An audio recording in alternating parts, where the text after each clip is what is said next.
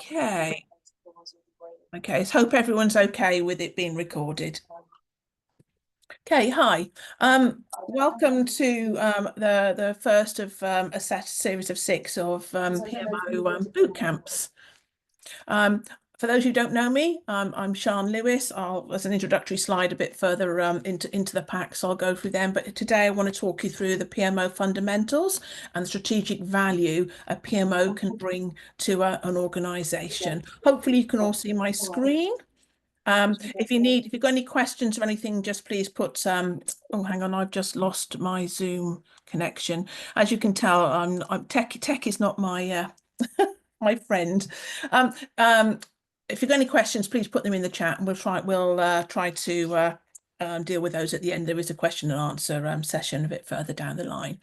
Okay, so the agenda today I want to go through is talk through what is a PMO, the different types of PMO that you can have, what are the core PMO functions, how do you go about setting up a PMO, and then how do PMOs drive business success, and then common challenges that PMOs face and actually what you can do from a solutions perspective.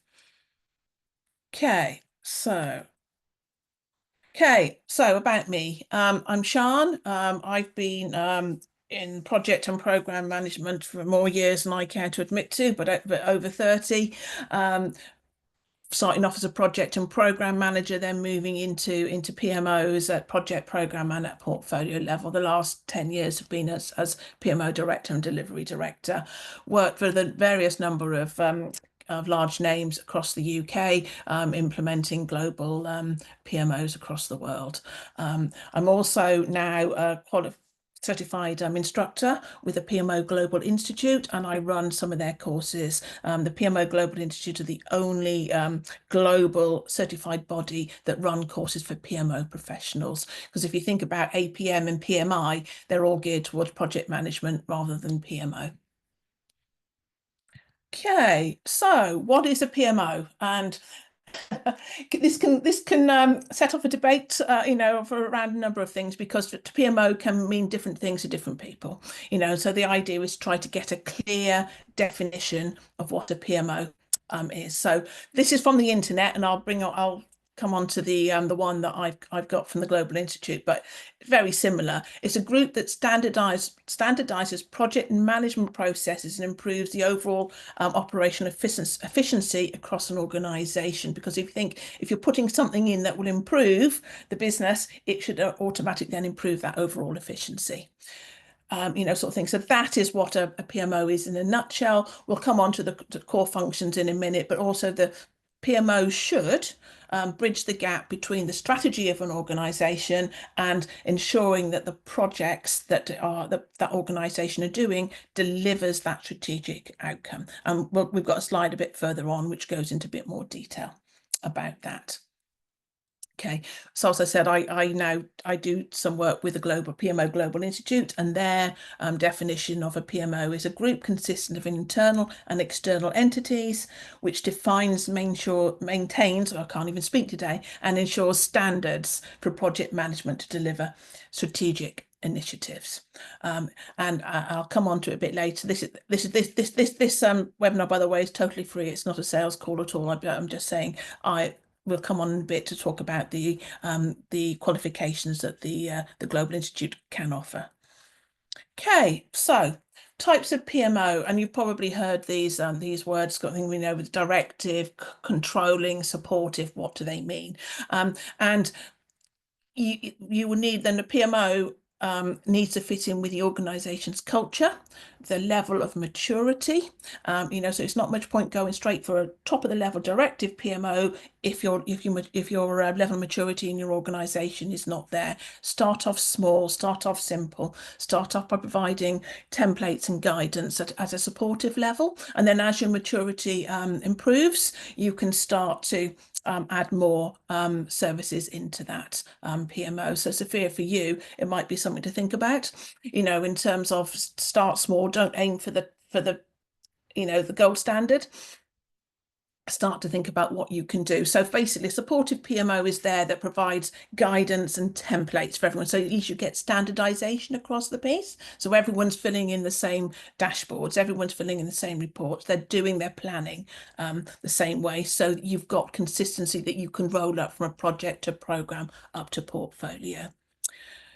Then, if you've got a slightly more mature organisation, then you can add in the delivery assurance and the compliance. So they're making sure that projects are doing things in the right way, sort of thing. So again, you can add that extra layer of complexity, and then I prefer, but a lot of organisations don't do it. Basically, you have a directive PMO where you have all the project managers working within that PMO as well. So that the PMO manages all the resources and all the projects within the organisation. Again, that needs a higher level of maturity in order to get to that stage. As I said, each type of those PMOs offer increasing levels of control and organizational influence. Okay, so what are the core PMO functions? I'm not saying, this is everything that PMO does, but this is what the core functions are. So you have your strategic alignment. You need to make sure that all the projects that organization are doing will help deliver the strategic goals of that organization.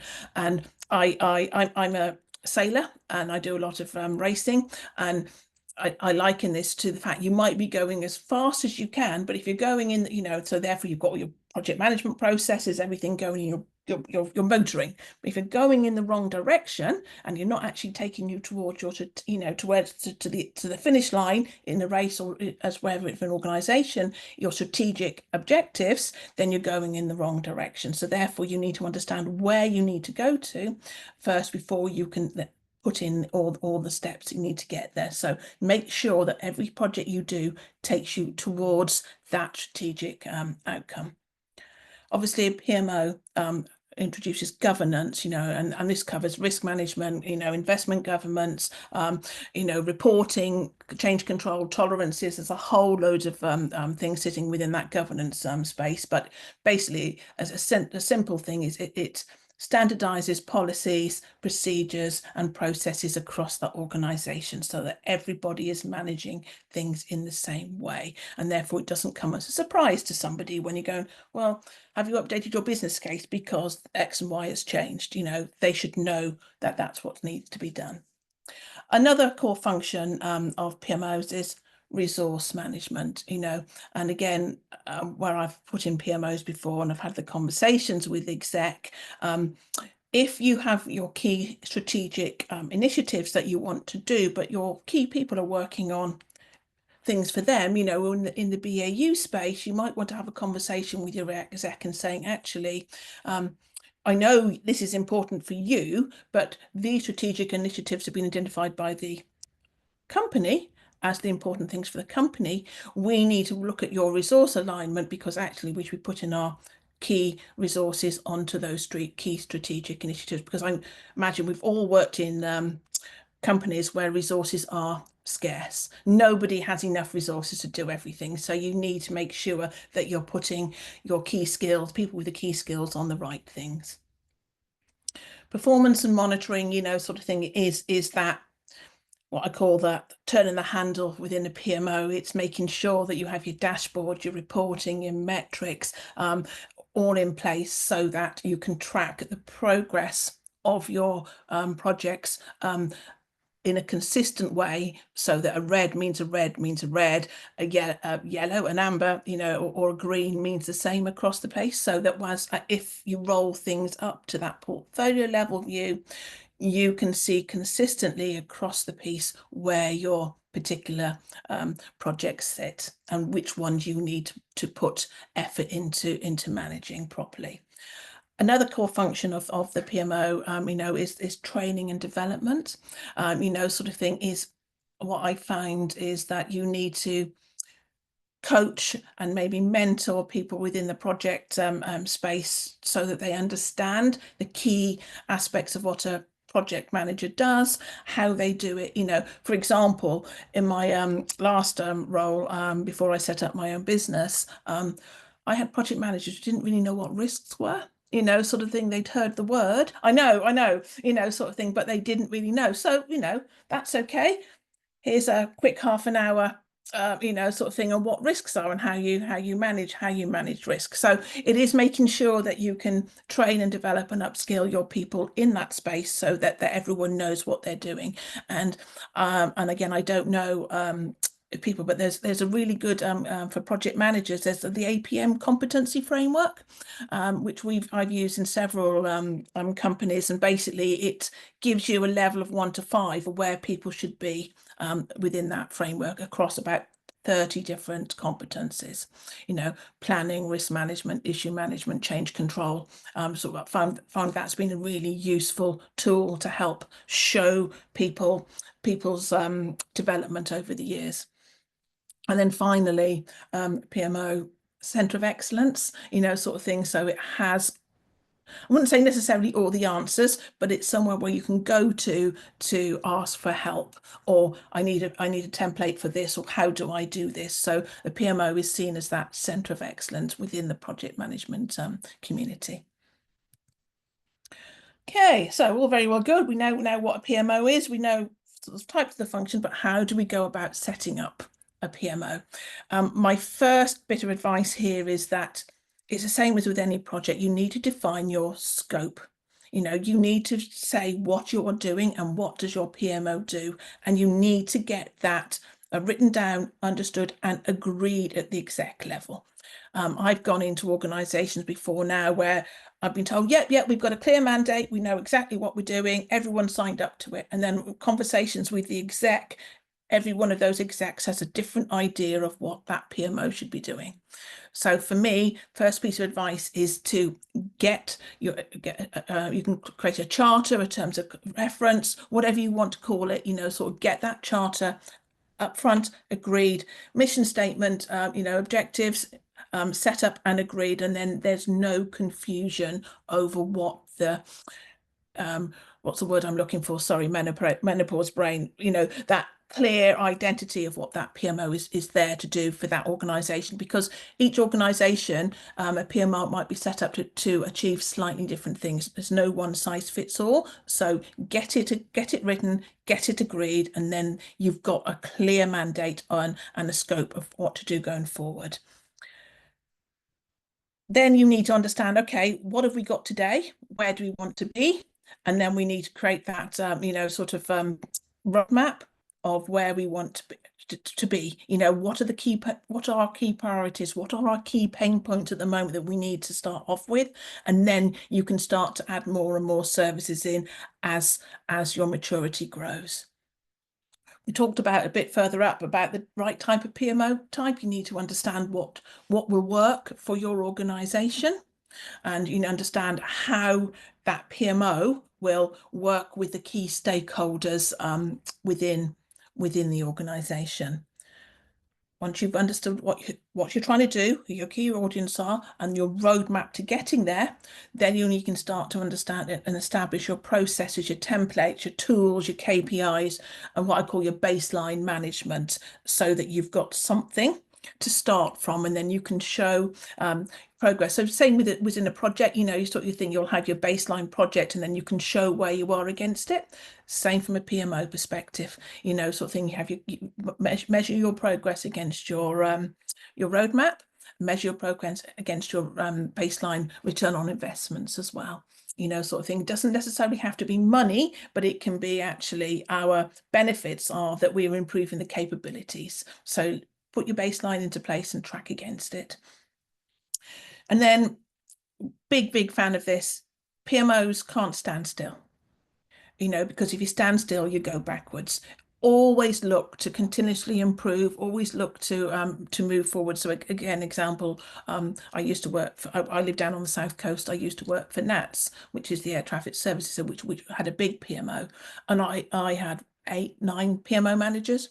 I assigned each one of them a champion of something. So somebody always looked at risk, and made sure that our risk management processes were always going to be improved. Another person looking at how we communicate, another person looking at how do we plan, so we're always improving on the services that you could do. It doesn't have to be by much, just incrementally, and especially with new technology coming in, AI coming in now, how would we start to use that in a PMO going forward? So there's always room for improvement, sort of thing, saying, where are we?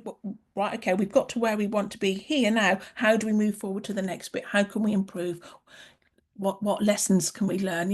We're asking all our projects to do lessons learned. You can do one from a PMO perspective as well. So there's always that. You always have a roadmap, always understand where you're going, but that roadmap can change depending on priorities and things like that. But if it does change, just let people know what the reasons why it's changed. And I find that if you communicate, that's the most important thing. Communication is key for everything, especially within project management, because it's relationship management, isn't it? Sort of thing. People know what you're doing and why you're doing it. They tend to accept it better than just being told, right, we've now changed this because of X, Y, and Z. Okay, so how do PMOs then drive that business success? Because there is a scary statistic out there that over 70% of PMOs fail. And we'll come on for some of the reasons for that in a bit later on. But how can PMOs drive that business success? And research has shown that, this is from Gartner, that if you have a good PMO in place, your project success rate increases by 42%. My background is in financial services mainly. I've done most of my working life in financial services, and when I worked in that environment, they'd appoint a program manager. The second person they'd appoint is a PMO manager, because they recognized the value of putting in a PMO. I'm not saying all industries are like that, sort of thing, but specifically in the financial services, they recognized that actually had a good PMO place, that the chances of your project succeeding does increase. Having a PMO in place also stops wasteful money, sort of thing, because if you have governance in place, then you have a framework in place where you can say, hang on a minute, let's have a think about this. Your costs are starting to go up, or your forecasts are going up, but I don't see anything different in what you're doing. Let's just have a conversation. Yeah, he's not saying that's wrong. It's just saying putting warning signs into place, so that you can have a conversation with the project manager, with the sponsor, to say, hang on, looks like the scope has moved, the scope has creeped, or this has changed. Do we still want to do this? So it's just having that governance and early warning signals into place, so you can have conversations, which means, again, that you're not spending money where you might not necessarily need it. And then the other statistic that Gartner have come up with is percent in time savings, because actually 27% of time can be saved by using consistent templates, standardized processes, rather than everybody going off doing their own thing, and then the poor PMO person in the center trying to pull something together from different data sets, from different comparing apples with oranges, sort of thing. It's a very difficult thing. Again, when I first started at Nats, we had different templates at project level and at program level. Very simple thing we did was just have the same template, so you can roll up. That saved a huge amount of time from a project manager's perspective and from a PMO manager's perspective, because everybody then is working literally from the same hymn sheet, sort of thing. It's simple, and little things like that can just add time. I'm not saying it's going to save any money, but it takes people away from what I call the drudge work, and the time can then be spent on looking at the data. What is the data telling me, rather than spending the time pulling that data together? So all of those together can help drive forward business success. So talk about common challenges and solutions. So again, you're setting up a PMO. It is very important that you have exec support, because that's part of the reason I said 70% of PMOs fail, is because if you do not have that support at that top level, you're on a hiding to nothing. You'll be able to do some things, but you will not be able to drive through the changes that you want to do. So it is very key that you have a exec sponsor for the work that you're doing. Sort of thing, that person can represent you then at the board levels, and actually champion what you're doing. So when I spoke about getting your PMO charter or your terms of reference together, key to have that person on board who can then get the agreement across the exec. But also you need to, with that charter, you need to lay out the business benefits of why you're doing it. So that again, it's like with everything, if you can lay out the benefits to the people receiving the change, those people will then start to accept that change a lot more. So it is key to have that executive support, because things will get tough, especially if you've got hard messages that you need to get up, and actually those exec need to make tough decisions. Actually, we've plowed 5 million into this thing, but actually we might need to stop it. That messaging needs to have a sponsor and support at that level in order to gain a conversation. And it needs to then have that data coming up needs to be trusted. So actually, and one of the biggest compliments that I got was from working for somebody, and my director said to me, he was our sponsor, he said, the conversation has moved from people challenging the data, I don't believe that, X, Y, and Z, to people going, they now trust the data. And therefore, the conversation can be the right conversation rather than people going, well, yeah, that's not true, So, and that makes a big difference, sort of thing. So having that exec support and having that data that can be trusted is key for a PMO to succeed. So resistance to change, especially if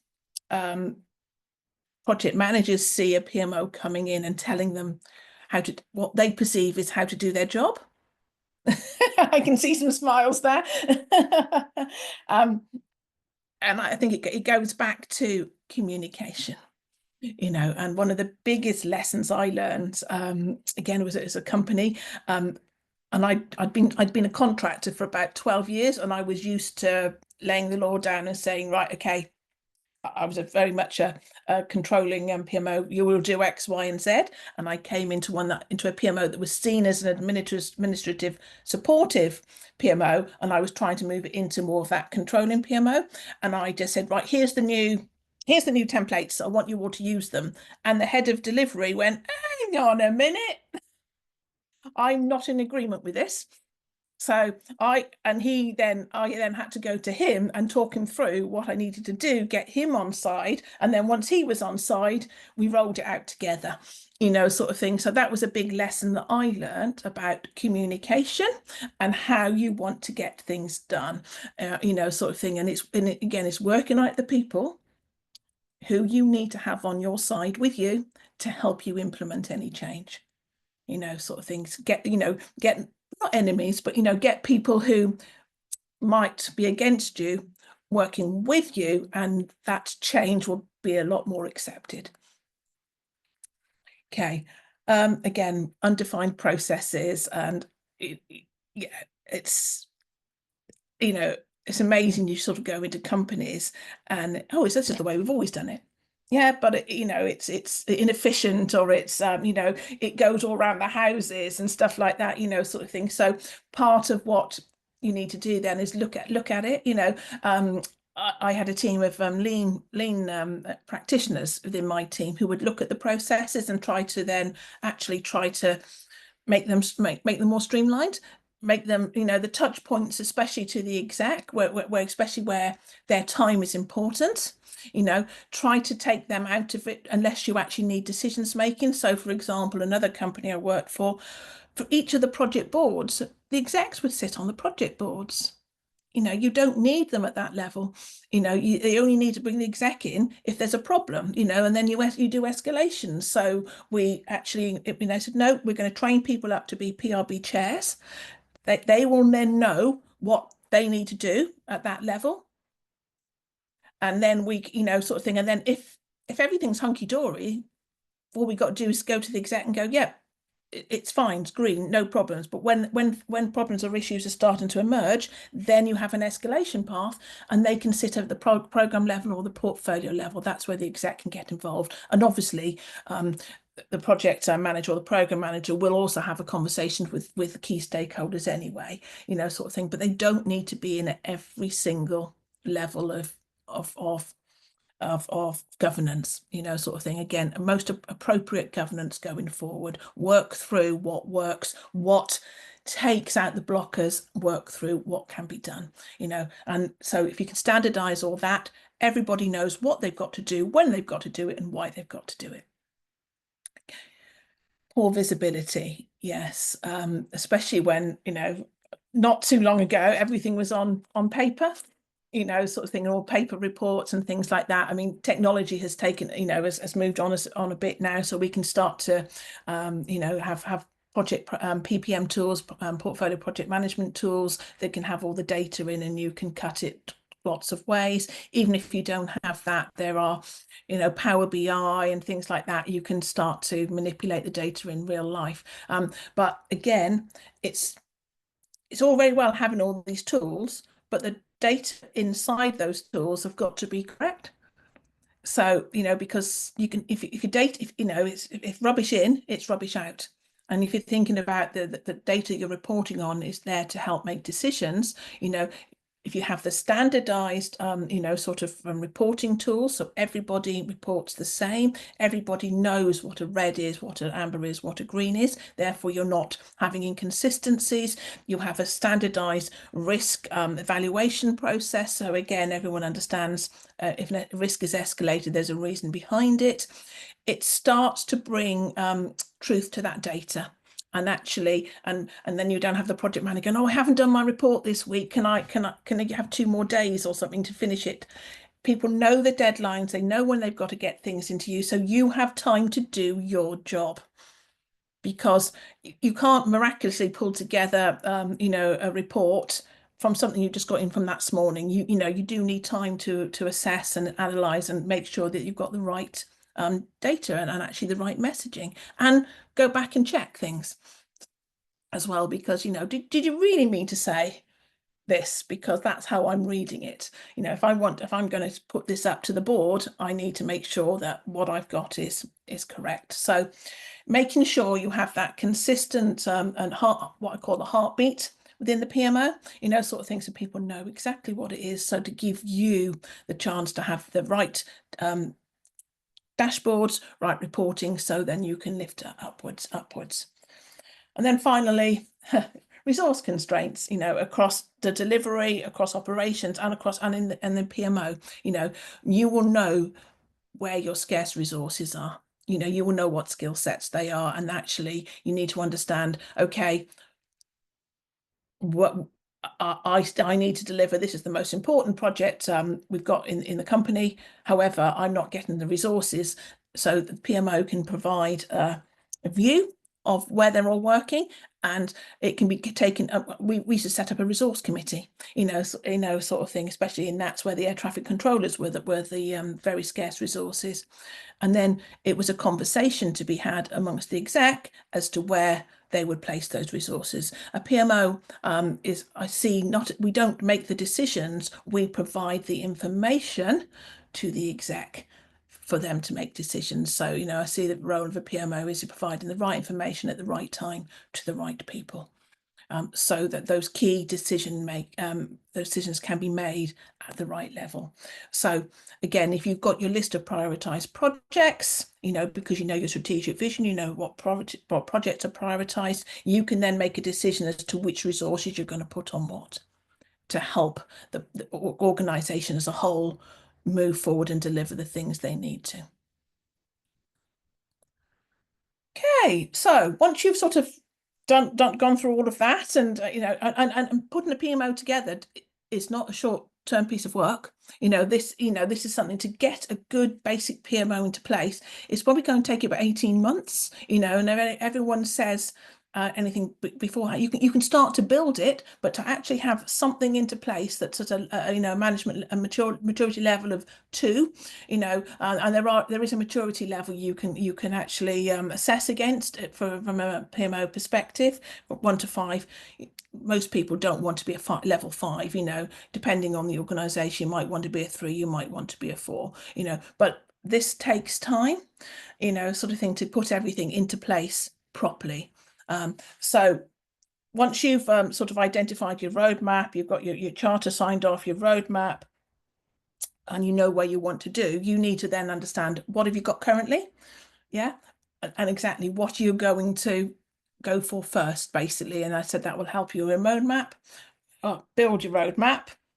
You then need to secure the resources that you need to help you do that. And sometimes you're told, I've done business cases of resources and it's still been denied, sort of thing, but that's fine. But then you have to explain what the consequences are, and it's matching expectations with reality, because I think everyone thinks, oh, you can do this quickly, this is easy. If it's done right, it is not easy. There is a lot of moving parts that you need to put together, and if you don't have the resources, you then have to say, well, actually, it was going to take me 6 months. Now it might take me 8 or 9 months to get there because of X, Y, and Z. So it's just a question of managing expectations. I've been very lucky. I've worked some organizations where they've just said, have as many resources as you need. We want it done quickly. Other organizations have said, just do what you can. So as long as you're open and communicating where you are along that journey, then that is fine, and everybody is aware of the situation. And then finally, you can start to PMO, we are here, sort of thing. And I've also done it to places where we've done a proof of concept. We've actually done a 3-month proof of concept before we've gone and launched it properly, just to make sure it's really worked. It doesn't work every time, but it doesn't work every time. It's not necessary in some places or other, but if you think actually a small proof of concept to show that it could work might help your longer term business case and return on investment to get that bigger PMO. So there's lots of things to think about in terms of actually working it forward. There's no one right answer. There is what will work for this organization. And most of the time, I think PMO and project manager is common sense. What is it you want to do? Yeah. What is it I'm trying to achieve? Go back to first principles. Okay, that's what I want to do. How am I going to get there? Because you're not going to have all the singing shining things. You're going to have to make do and mend at times, and that's what you do. You just you make sure you know what you're doing, and you communicate it to people. Okay, so I've rapided through that. And I can't see if I've got any hands up or anything, but any time for questions? Can I ask a question? Yeah, of course. And say, how do you decide? Is there a way to decide what kind of PMO is going to be most effective, depending on what kind of industry that the organization's in? So, I mean, I'm from healthcare and it's particularly a charity. So, is there a PMO kind of framework that works best for that, or is it, I would then I would recommend looking at something called P3O, sort of thing, which is sort of from the government, it's P3O, and it talks about different types of frameworks and different sort of things. So when there is no, they're not saying if you work in this particular industry, set up this type of PMO, but it's understanding the maturity of the people you're working with. What's your project management maturity? I imagine with a charity, there isn't a lot of money to go around. So I would concentrate on what you can get for quick wins, understand what those quick wins are, and actually something you can do relatively easily and relatively cheaply, and it might very well be just standardize your reporting at the moment, actually, just, and then maybe what I found is also we did quick um, tutorials on planning. This is what the milestones we want you to track, sort of thing, because you can ask for everything. These are the key milestones I want to track. How you get there is up to you. Mhm. So just think about, and again, I don't know how many project managers are going to their maturity, but actually just think about what can help them, because if I helping them, it will help you. Okay, Sort of thank thing. you. Sorry, that wasn't the answer you wanted, but I would just go back to first principles and just work through what it is that you want to do. Talk to your sponsors and to your managers and say, what do you want to see in 6 months' time, a year's time? Get their Mm. views. Now, you might turn around and go, you know, I know you wanted this, but I can deliver you this. And the reason the gap is because of X, Y, and Z. Or actually, you can say, actually, yes, I can do that and more, depending on what their expectations are. But I would say Okay, start slowly and do the simple things first. Get the basics in, yeah, to get your key basics in, and then you can build on the basics. Don't okay, try and put in, if you're doing tracking finances, don't expect them to do accruals and forecasting things like that. Just get them to do a budget, and then talk them through how you set up a budget. This is how I'd expect you to, once you've got your actuals in, this is how I would expect you to then reforecast, things like that. okay, So thank just you. keep the basics. Yeah. Anna? Yes, hello. I don't know if it's maybe a very specific question at this point, Hmm. but in my case, in my PMO, so I'm responsible of a portfolio, and last year I had an engagement in terms of business plan for the coming 2 years. Yeah.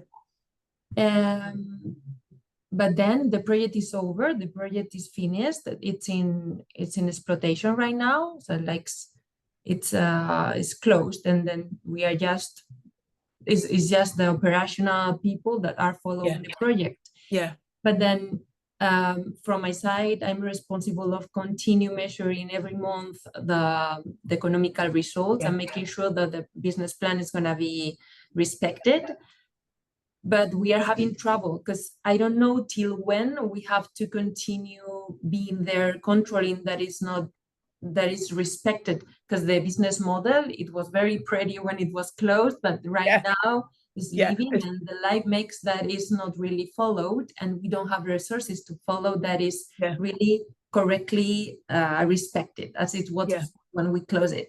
So I don't know um, till which point is my responsibility? Do I have to continue making sure that is respected the business plan, or it arrive a point where it's the operational part that it has to control with their accountants, because Ooh, it's yeah, I not see what a you mean. project Yeah. anymore.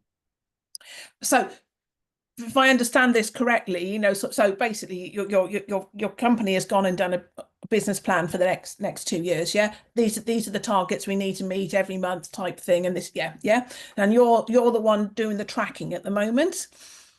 Yeah. Exactly. During the Yeah. project time, yes, I'm tracking, and when I close the project, I make sure that is respected, that Yeah. we got the expected results, and Yeah. I make sure that is followed after. But Yeah. So the benefits, because the benefits can be lot way after a project's finished. So you're still tracking those benefits. So actually it should go back into the business, sort of thing. And actually as part of that closure, what I've done in the past is when you put the closure form in, you say who the exec or which area is going to maintain that business, sort of thing, and when it should be handed over to them. I would say, within 3 months, they should be taking that, because you've got to manage everything else. Yeah. yes, I understand we did it, but anyway, it's not really respected. So Right. it's not really, it's a company where people has a lot of responsibility, and it's changing all the time. Yeah. So in reality, it's like I can close the project and say who is following, which is going to be the dashboard and which is but it's not, it's in the reality is not respected. So I don't know till where is our responsibility, in fact, where that I would then raise that with your sponsor, whoever, your directors, and ask him to have a conversation, at that exec board, because you should not be tracking the benefits that are then going into the business, because you can't see it. It's those exec, so say, have to take accountability for those, benefits going forward. So I would then, if you're saying, look, this is not happening, I would raise it up to your exec or your board or whatever to say, can we have a conversation? This is what I've done. I talked to the CFO but then what you say, Cian, is that we are not supposed to, once it's over the project, we are not supposed to be the ones that are controlling that the business plan is respected. Yeah. It's the business that has to do it. It's got to sit with the business. Absolutely. Yeah. Because then that should then feed into their bottom lines, sort of thing. Yeah, exactly. Because once it's delivered, you can still track the benefits at a higher level, but you're not responsible for making sure those benefits happen. Okay, I understand. So we can continue tracking it, and just give an alert in case it's not respected, but then it's not our responsibility to put it in tracking. Okay, perfect. Thank you so much. That's how we do, because otherwise you're taken away from your job, because you've still got all the current ones. You've still got, sort of thing. Exactly. Yeah. That's clear. Thank you so much. That's okay. Any other questions? Cool. No, well, I hope you found this useful, sort of thing. And please give me feedback, through I've got a contact form a bit later on, sort of thing in the conversation. Anything else you'd want to see, what you found useful, Anna? Sorry, if nobody else has a question, I have another one. Because in fact, I'm working for Spain. Okay, my group is a big group, and I'm working for Spain. But then we have some projects that are rolled out from international solutions in my country. There are others that are local projects, but then I have others that are local projects but has impact in the international. We are maybe sharing stock, or there are some structural parts that are common to the countries. And then can you hear me? Sorry, there is some noise, maybe, Eva. Sorry. Yeah, can someone go on mute? Okay, so I don't know that, there is not an international framework. In this situation, we carried out a project that is working perfectly in Spain, but then is having some trouble in the international area. And there is not a international framework, because myself, in my PMO, I'm working for Spain, so I have a framework that is perfect for us, but there is not an international structure. So I don't know if it's something that we are missing, that we should have an international structure with a PMO, European PMO. Yeah, if you could. I mean, yes, the idea should be, because when I worked for Barclays, I sat in the centre, and then I had PMOs across all of Europe and the Middle East and stuff like that. That's how it should work, because it should be from the centre downwards. But it looks like you've got your act together here, but they haven't up there. So it's probably worth having a conversation. Yeah, and saying they could benefit, from having a central PMO. I put it on the table, but in the end, the PMO that we have for Europe is more giving reporting for the countries to the exec in international level, but there is not really the work of giving a place where the countries go with our ideas, our projects, and see with an international overview how it can be the global impact. And because it's our responsibility. We carried out this project that is perfectly working for us, but is having bad impact in the other countries. And it's our responsibility to make sure that it's not impacting the international. Yeah, I understand, but it's very hard from a country to have the total overview about which is the impact that we can have in other countries. So I don't know if I'm missing something that is our fault, that we should have verified that first, or if there is a structure that should be put in place to make it easier, because otherwise it's very difficult to have a global visibility, you know. Yes, yeah, and I would argue that the people sitting in the international side, they should have that. They should have a structure in place already. Surely that's how you run the business. But the fact they haven't, I mean, all you can do, I guess, is push upwards. But then for me, is anything else they're doing internationally that then can come down and have an impact on you, you know, on the projects you're doing? No, not really. No. Okay. There is not in the others. No, not really.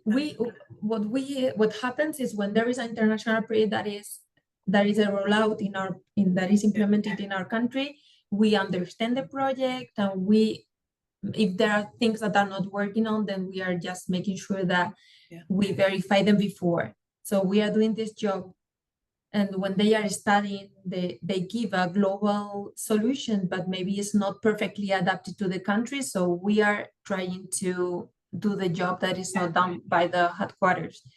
But it's more in this, the framework is easier because from the past, it's always been like this, like the corporate office is creating projects, and then the rest of the countries we are receiving at the determined moment, and it's mostly there is like a kind of framework that is working out.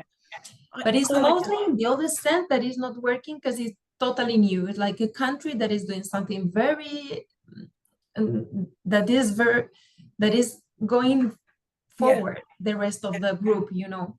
And all I can suggest then is you speak to your directors and maybe your country MD, and maybe put a business case together or some sort of you know, paper that says, look, it's working here.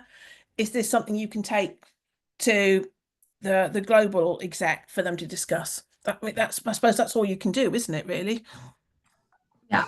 With that, it's not, but anyway, I understand. So it's important what you said to me is like there is a structure that is missing. It's not the responsibility of the project manager here in Spain is not to know everything that happens in the world. Because at the determined moment, it was like the responsibility of the local person here that didn't take into account everything that happened in the future. Sorry. Exactly. No, exactly. You can't solve all problems. All you can do is say, look, we've got a good working example here. Would it be something that could be discussed at the higher level? Okay. Perfect. Thank you so much. Okay. I'm conscious I've run over time, and I think a couple of people have left, or at least got the messages. As I said, I'm doing this series free, and there'll be a lot more sort of free stuff coming along. But obviously I do teach you know, certified courses. So if anybody wants to come and learn more about the certified courses within the Global Institute, I've got a £300 voucher that you can take off any courses of those courses if you attend all 6 webinars, or if you can't but you let me know and I can send you the replay, that's fine. Also, there's an offer if you want a coaching session with me, free one-to-one. That the next page will tell me how to get in contact with me. And I'm also setting up a PMO Academy, you know, sort of thing. So basically there'll be free membership, and then there'll be a paid membership. I still haven't worked it all through yet, but basically all the stuff that I do on LinkedIn will be free and be part of that membership. Hopefully I'm going to have that membership up and running in the next week, and then I can send you the details. So, and basically the idea is to have like project management 101 in there, how to plan, what's risk management, you know, what's baseline control, things like that, because I find a lot of project managers don't know the basics anymore, you know. So I'm trying to set up that so there'll be ones towards the PMO community, and then there'll be some towards the project management community as well. And then hopefully we can start to have a community of practice, and people can start to interact with each other and learn from each other and take best practices from each other. That's the intention anyway.